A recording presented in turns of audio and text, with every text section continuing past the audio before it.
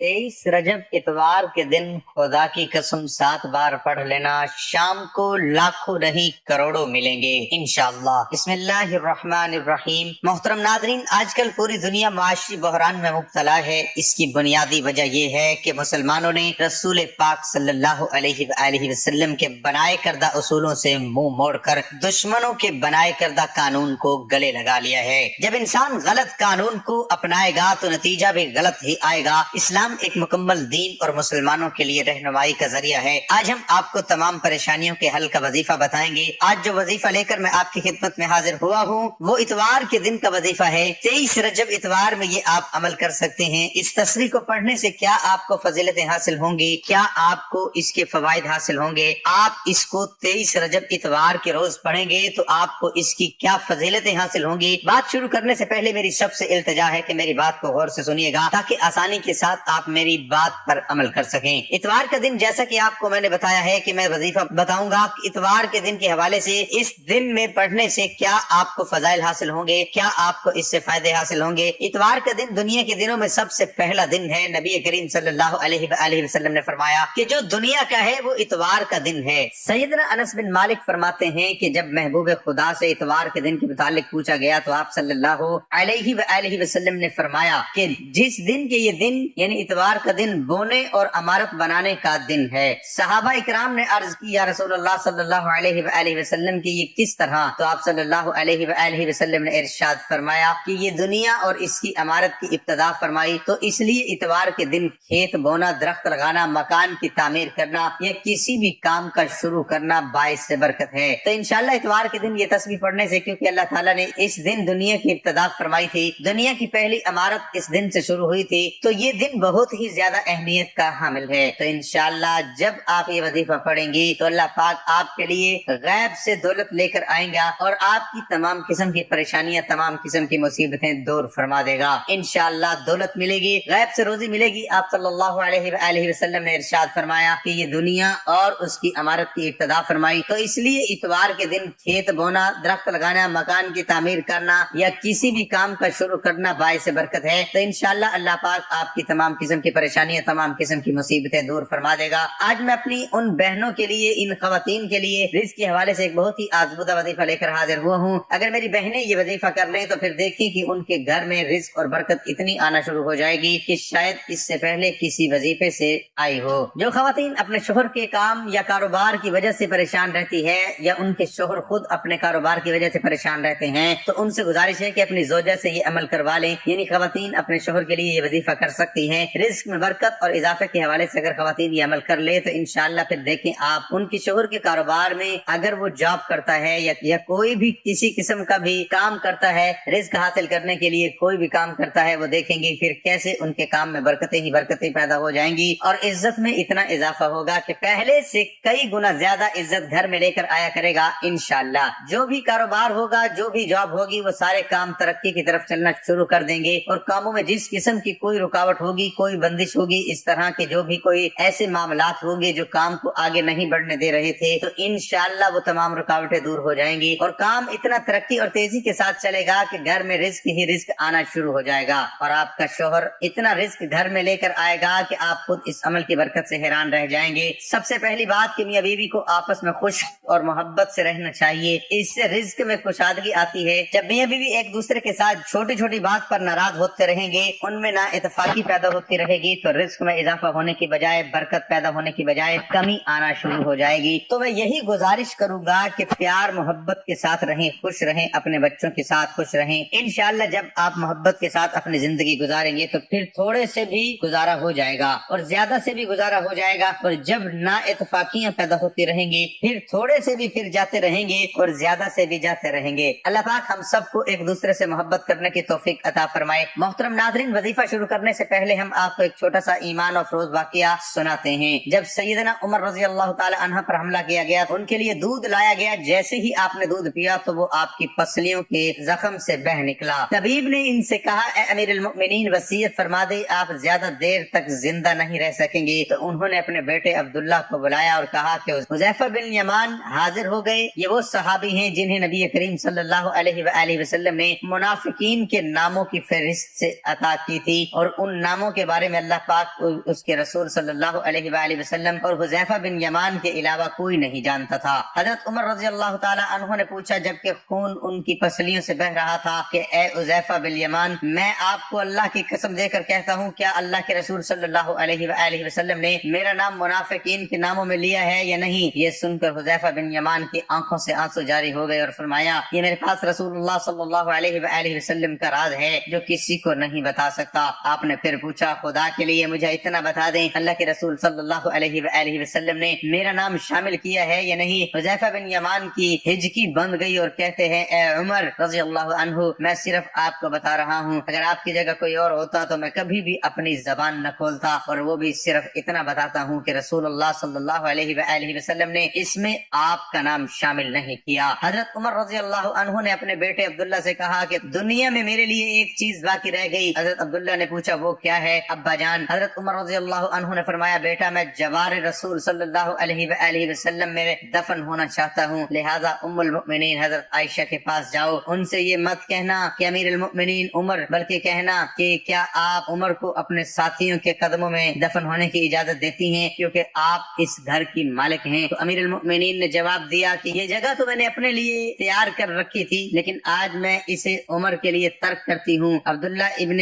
عمر شاداؤں فرحان واپس آئے اور عرض کی اجازت مل گئی ہے۔ عبداللہ ابن عمر رضی اللہ عنہ نے دیکھا کہ حضرت عمر رضی اللہ عنہ کا رخسار مٹی پر پڑا ہے تو انہوں نے اپنا چہرہ اٹھا کر اپنی گود میں لیا۔ حضرت عمر رضی اللہ تعالی عنہ نے اپنے بیٹے کی طرف دیکھا اور فرمایا کہ کیوں تم میرا چہرہ مٹی سے بچانا چاہتے ہو؟ عبداللہ ابن عمر رضی اللہ تعالی عنہ نے کہا، ابا جان، لیکن حضرت عمر رضی اللہ تعالی عنہ نے بات کاٹتے ہوئے فرمایا کہ اپنے باپ کا چہرہ مٹی سے لگنے دو، بربادی ہے عمر کے لیے اگر کل اللہ پاک نے اس سے نہ بخشا۔ حضرت عمر رضی اللہ تعالی عنہ اپنے بیٹے کو یہ وصیت فرما کر موت کی آغوش میں چلے گئے، اے میرے بیٹے، میری میت مسجد نبوی میں لے جانا اور میرا جنازہ پڑھنا، اور حذیفہ بن یمان پر نظر رکھنا، اگر وہ میرے جنازے میں شرکت کرے تو میری میت روضہ رسول صلی اللہ علیہ وآلہ وسلم کی طرف لے جانا، اور میرا جنازہ روضہ رسول صلی اللہ علیہ وآلہ وسلم کے دروازے پر رکھ کر دوبارہ اجازت طلب کرنا اور کہنا، اے ام المؤمنین، آپ کا بیٹا عمر، یہ مت کہنا کہ امیر المؤمنین ہو سکتا ہے میری زندگی میں مجھ سے حیا کی وجہ سے اجازت دی گئی ہو، اگر اجازت مرحمت فرما دیں تو دفن کرنا، ورنہ مجھے مسلمانوں کے قبرستان میں دفن کر دینا۔ عبداللہ ابن عمر کی نظریں حذیفہ بن یمان پر تھی۔ وہ کہتے ہیں کہ میں حذیفہ بن یمان کو ابا جان کی نماز جنازہ پر دیکھ کر بہت خوش ہوا اور ہم جنازہ لے کر روضہ رسول صلی اللہ علیہ وآلہ وسلم کی طرف چل گئے۔ دروازے پر کھڑے ہو کر میں نے کہا، اے ہماری اماں،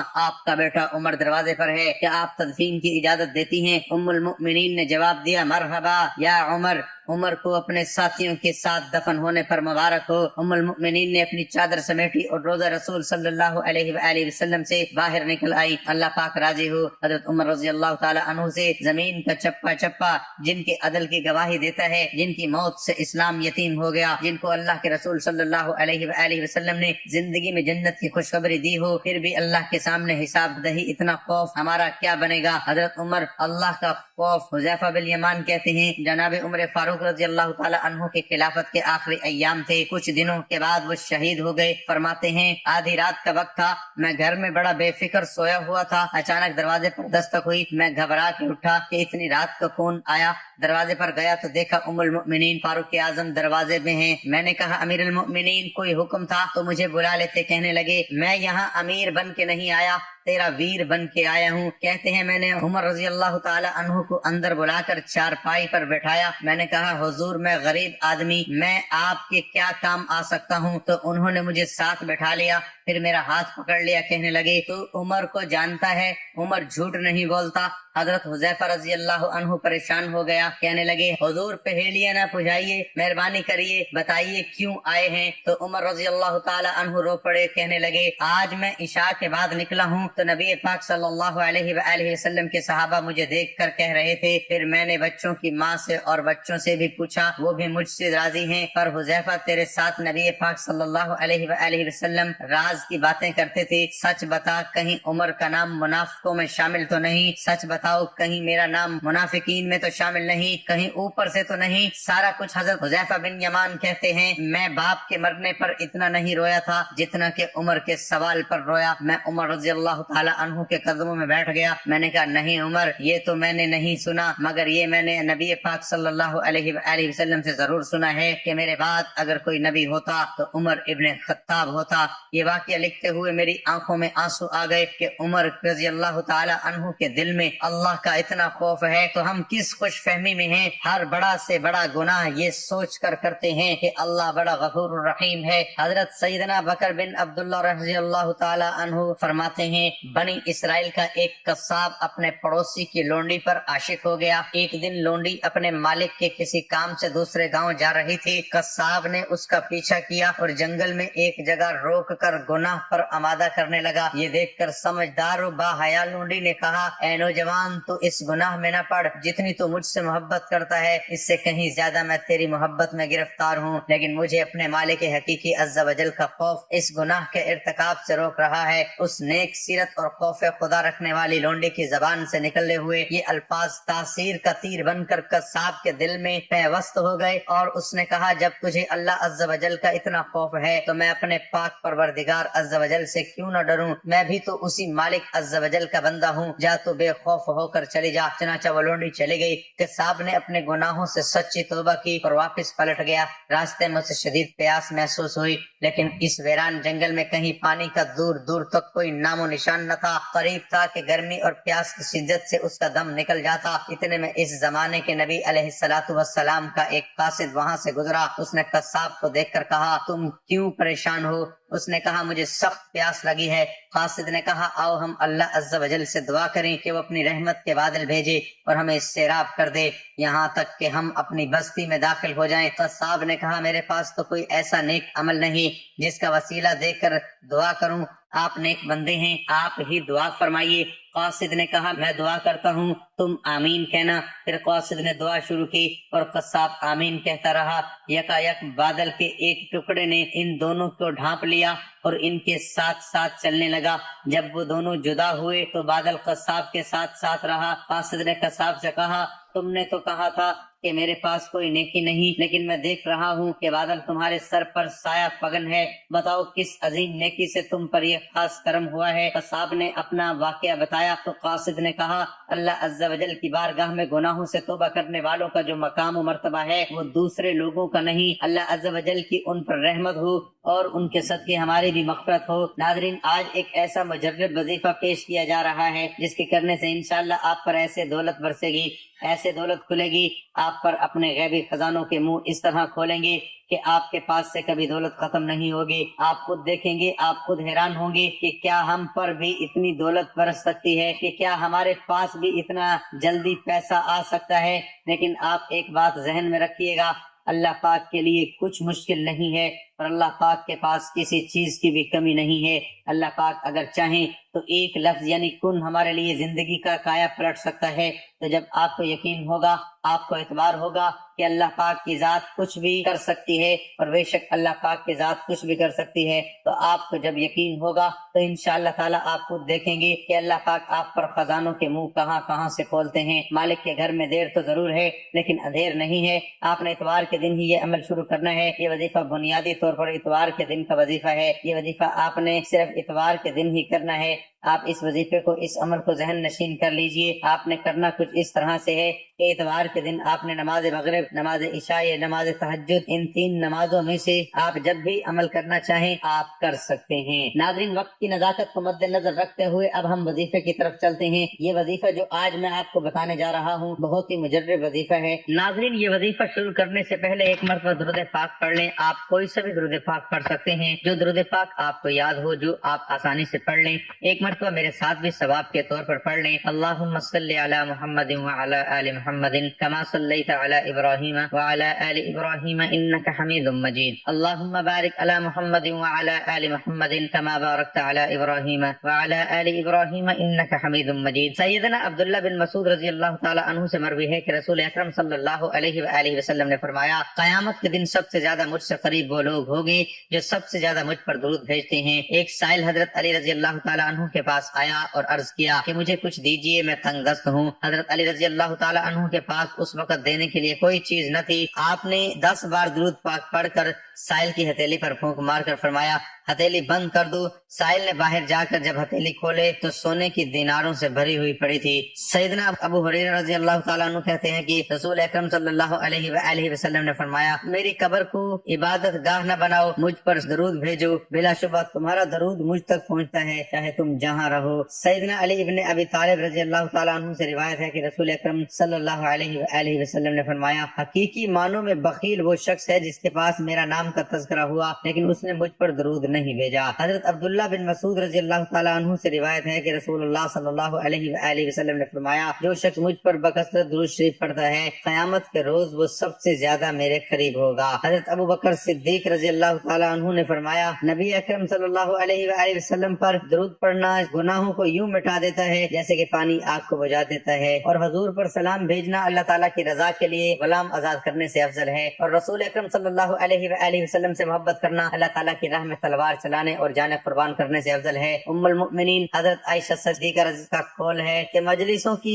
زینت نبی کریم صلی اللہ علیہ وآلہ وسلم پر درود پاک پڑھنا ہے، لہذا مجالس کو درود پاک سے مزین کرو۔ سیدنا عبداللہ بن مسعود رضی اللہ تعالی عنہ حضرت زید بن وہب سے فرمایا کہ جب جمعے کا دن آئے تو رسول اللہ صلی اللہ علیہ وآلہ وسلم 1000 مرتبہ درود پاک پڑھنا ترک نہ کرو۔ حضرت حذیفہ کا فرمان ہے کہ درود پاک پڑھنا درود پاک پڑھنے والے کو اس کی اولاد کو اور اولاد کی اولاد کو رنگ دیتا ہے۔ قیامت کے دن کسی مومن کی نیکیاں کم ہو جائیں گی اور گناہوں کا پلڑا بھاری ہو جائے گا تو وہ مومن پریشان کھڑا ہوگا۔ اچانک رسول اللہ صلی اللہ علیہ وآلہ وسلم میزان پر تشریف لائیں گے اور چپکے سے اپنی پاس سے بند پرچہ مبارک نکال کر اس کے پلڑے میں رکھ دیں گے، جسے رکھتے ہی ان کی نیکیوں کا پلڑا وزنی ہو جائے گا۔ اس شخص کو پتہ نہیں چلے گا کہ یہ کون تھے جو اس کا بیڑا پار کر گئے۔ وہ پوچھے گا آپ کون ہیں؟ اتنے سختی، اتنے حسین و جمیل، آپ نے مجھ پر کرم فرما کر مجھے جہنم کا ایندھن بننے سے بچا لیا، اور کیا پرچہ تھا جو آپ نے میرے اعمال میں رکھا؟ رسول اللہ کا ارشاد ہوگا میں تمہارا نبی ہوں اور یہ پرچہ درود ہے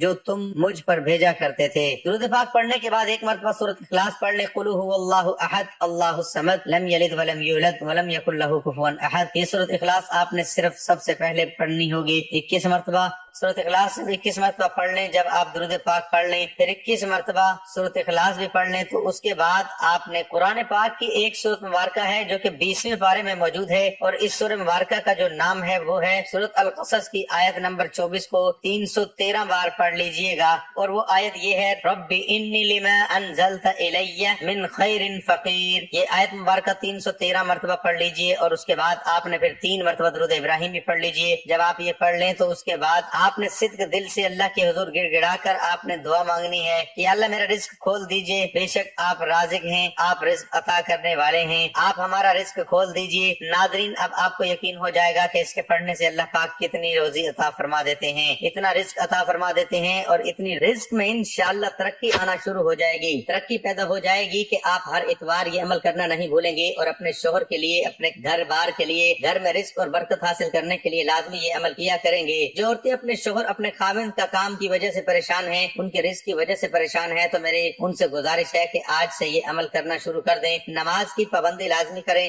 دونوں میاں بیوی اور گھر والے اپنے بچوں کو بھی نماز کی پابندی لازمی کریں۔ اس کے بعد عورت یہ وظیفہ کر لیا کرے، انشاءاللہ رزق میں اضافہ ہوتا چلا جائے گا۔ میں امید کرتا ہوں آج کا یہ عمل روزگار کے حوالے سے آج کی ہماری یہ کاوش آپ لوگوں کے لیے بہت فائدہ مند ثابت ہوگی، اور آپ کو انشاءاللہ اس وظیفے کی برکت سے بہت زیادہ روزگار ملے گا۔ یہ عمل اچھا لگا تو لازمی لائک اور شیئر کریں۔ جزاک اللہ۔ انشاءاللہ اللہ تعالیٰ کے فضل و کرم سے آپ کی تمام حاجات پوری ہو جائیں گی، اور آپ کے تمام پریشانیاں اور تمام مسائل حل ہو جائیں گے۔ آپ کے رزق میں اللہ تعالیٰ کے فضل و کرم سے اتنی وسعت اور کشادگی ہو جائے گی کہ آپ کے پاس اتنی دولت آ جائے گی کہ آپ سے سنبھالنا مشکل ہو جائے گا، اور آپ کے تمام خاندان والے دیکھ کر حیران رہ جائیں گے۔ اس لیے اپنی تمام پریشانیوں اور مشکلات سے چھٹکارا پانے کے لیے میرے بتائے ہوئے وظیفے کو لازمی پڑھ لیجئے گا، انشاءاللہ ساری زندگی دعائیں دو گے۔